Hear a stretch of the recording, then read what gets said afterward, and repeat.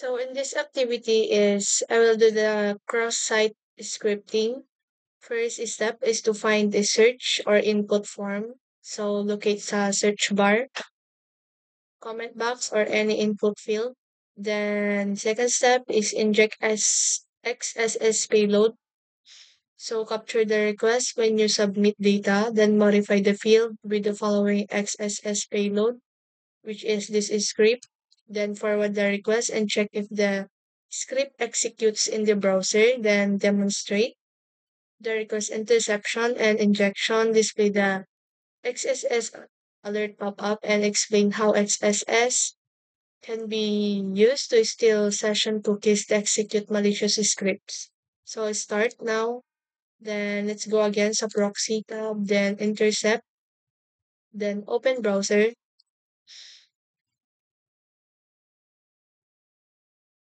So again, yung Alturo Mutual.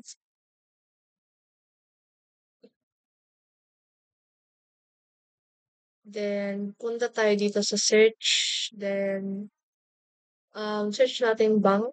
Bank na lang. Then let's on the intercept. Then click go. So ayan.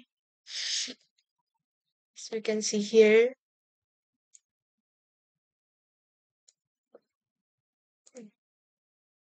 So you can see here, search that GSP query bank and request attribute. So method and value. So yung path is search and request query parameter. So yung name is query, then value is bank, and request cookies. Then next is off natin ulit. Yung tayo dito.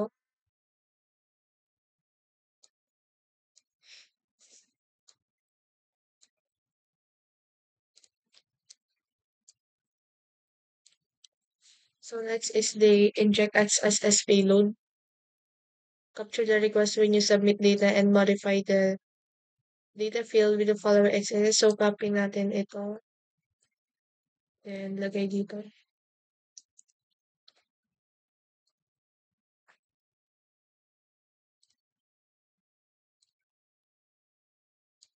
Then lagay lang dito. And of intercept.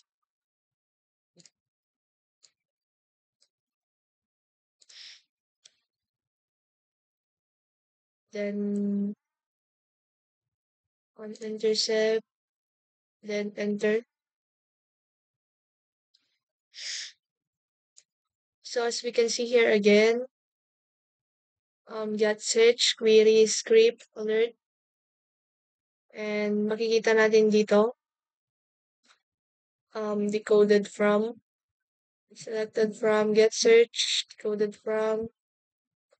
So yung method, yung get, yung value and query name, which is the XSS name, query, value. Then decoded form, yung script alert, yung kinapin natin kanina.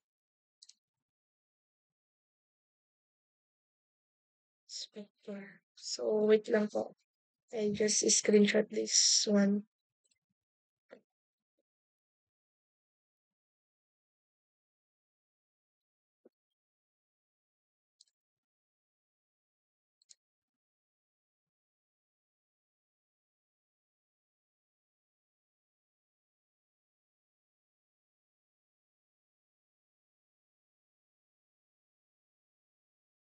So, after this,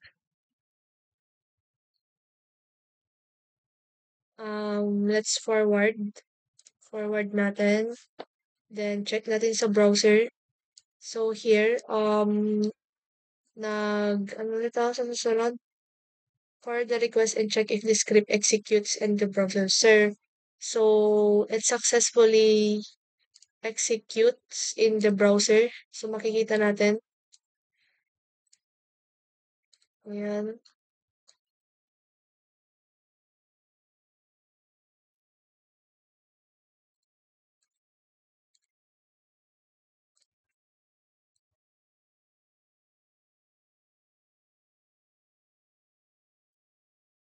So, it successfully showed na. Then, how XSS can be used to steal session cookies or execute malicious script. So, ano nga ba? So, it allows attacker to inject malicious scripts into trusted websites, which then run in the browser of unsuspecting users. When a user visits the infected page, the script can access their session cookies and send them to attacker. This stolen information can be used to hijack the user's session and impersonate them into the website. So that's all, sir, and thank you.